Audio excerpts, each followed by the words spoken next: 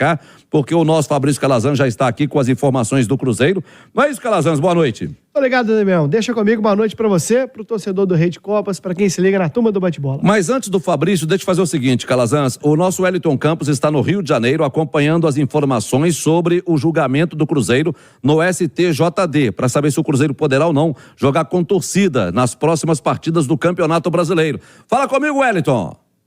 Ô Álvaro, a gente está rigorosamente em cima desse lance envolvendo as brigas das torcidas organizadas de Cruzeiro e Curitiba do último sábado, desde domingo. O doutor Perdiz, nesta quarta-feira, analisou o pedido, mas como tem a sessão do Pleno amanhã, ele vai despachar amanhã no STJD. Ele voa daqui a pouco de Brasília aqui para o Rio de Janeiro e vai despachar amanhã. Mas que vem chumbo grosso, vem. Pode preparar a asa porque vai dar problema para o Cruzeiro e também para o Curitiba. Alô, Cruzeiro, te cuida nessa aí. Tá certo, obrigado, Wellington. 6 horas com mais 41 minutos, a gente já prevê isso aqui. E eu acho que o próprio Cruzeiro já está prevendo uma possível punição e psicologicamente jogar sem a torcida dele as próximas partidas do Campeonato Brasileiro. Tá? É essa a linha, ô Calazans? Exatamente essa linha. Tanto é que o Cruzeiro havia, pensado em abrir a venda de ingressos aí contra o jogo Vasco da Gama na próxima quarta-feira no Mineirão, e aí acabou não abrindo essa venda, voltou atrás, pensando que poderia sofrer alguma punição, alguma sanção. E, além da dificuldade, abre-se a venda, o torcedor compra o ingresso, e aí depois você tem que devolver. Até em cima disso, ô Damião, se me permite, o Paulo Autuori, que foi apresentado ontem, o novo técnico interino do Cruzeiro, com este mandato tampão até o final do Campeonato Brasileiro, para 6 partidas, ele foi perguntado na coletiva de imprensa justamente sobre mais esse dificultador. Jogar, possivelmente, provavelmente, a definição deve vir amanhã, segundo o Wellington Campos, sem o torcedor do Cruzeiro. E aí ele respondeu desta maneira como é que vai ser entrar em campo, em casa, sem a presença do torcedor celeste. Não é fácil, não será fácil contar com o apoio da nossa torcida, que é algo fundamental. Melhor do que eu, vocês podem dizer, eu não estava presente, estava longe, inclusive fora do Brasil, o papel que a torcida sempre teve e teve no ano passado na subida do Cruzeiro para a primeira divisão, depois de dois anos que lutou e não conseguiu passar da primeira página da tabela e correu alguns riscos. E o desafio é esse. Se acontecer de não jogarmos com a nossa torcida, que já vai estar sem a possibilidade de ver o jogo, então nada melhor do que poder oferecer a ela as vitórias, mesmo que ela não esteja presente. Não estará presente fisicamente no estádio, mas estará certamente presente conosco na força que sempre deu e certamente continuará a dar, porque é essa a origem da torcida do Cruzeiro. Foi assim que a gente sempre entendeu, nós que vivemos aqui em outras oportunidades, e saber da exigência, porque sempre esteve envolvido muita qualidade, e o que nós queremos é retomar isso. Tá aí, Damião, no tom do Paulo Autuori, você percebe, então, que o Cruzeiro já se prepara para esta punição, até porque, me recordando aqui rapidamente, o Santos já pagou por isso, o Vasco da Gama já pagou por isso. Inclusive, o jogo do Cruzeiro contra o Vasco, eu lembrava no Rádio Esportes, foi sem a presença do torcedor. Eu me lembro, inclusive, que o gol de falta... Felipe Machado, você escutava tudo, né? Não, deu pra ouvir o goleiro xingando a barreira. Eu falei com vocês que ele vai bater ali, ó. Exatamente. E agora vai ser, provavelmente, mais um Cruzeiro e Vasco, equipes que já definiram aí o Campeonato Brasileiro, sem a presença do torcedor. E todos os times sofreram, hein? O Santos sofreu, o Vasco sofreu. Tomara que o Cruzeiro não sofra de atuar sem o seu torcedor. A pressão psicológica, ela aumenta, o Panzi, sem a presença do torcedor? Engraçado que o Cruzeiro não é um bom mandante, né? O Cruzeiro tem tido muita dificuldade para jogar em casa, mas eu comentando os jogos do Cruzeiro, eu não sinto essa pressão vinda da arquibancada. O torcedor, ele tem apoiado mais do que cobrado nos jogos do Cruzeiro. É claro que quando o time está muito mal, jogo contra o Inter, por exemplo, chegou ali 38, 40 minutos do segundo tempo, o torcedor já tinha pedido a paciência. Aí veio o gol de pênalti do Bruno Rodrigues, que reacendeu o estádio.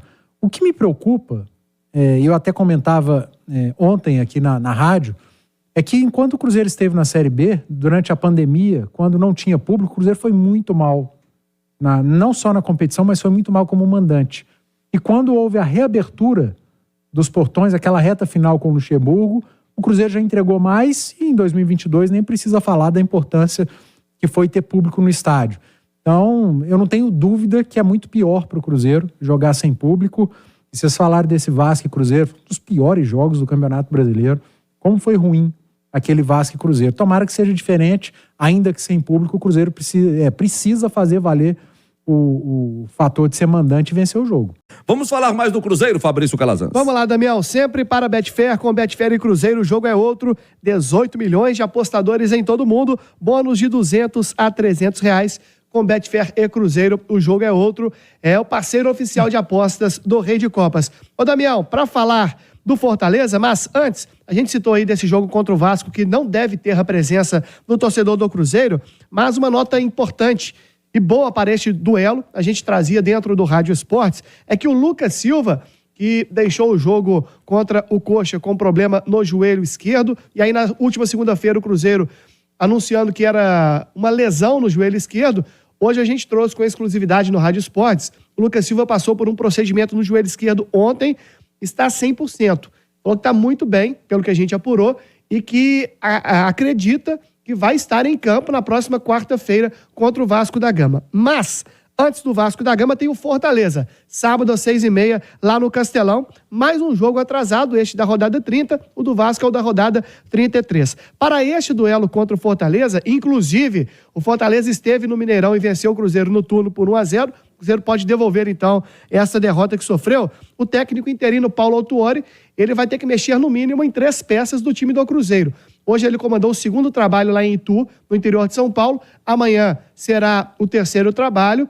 E na sexta-feira o 4º e último. É o treino seguido de viagem. Ele não tem Neres, zagueiro, e não tem o volante Matheus Jussa, os 2 suspensos pelo 3º cartão amarelo. O Jussa não enfrentaria o Fortaleza, afinal de contas ele é jogador do Fortaleza. Tem contrato com o Cruzeiro por empréstimo até o final da temporada. Então, ele não joga. E não tem o Lucas Silva para esta partida. Então, já são mudanças consideráveis aí para este jogo contra o Leão do Pici. Lucas Oliveira na zaga, uma opção. E aí no meio campo tem Ian Lucas, o Fernando Henrique, o Felipe Machado, o Matheus Vital. Ele vai tentar organizar aí a casinha, mas a principal preocupação do Cruzeiro não é o setor defensivo, e sim o setor ofensivo. O Paulo Autuori falou que o Cruzeiro terá que ter mais contundência na finalização. É o pior ataque da Série A e se quiser vencer, tendo que pontuar, marcando gols, então é o principal desafio do Autuori nesses trabalhos em Itu, calibrar a pontaria da turma do setor ofensivo do Cruzeiro. Para enfrentar o Vasco da Gama, Lucas Silva seria um baita reforço, né, Panzi? Sem dúvida nenhuma, né?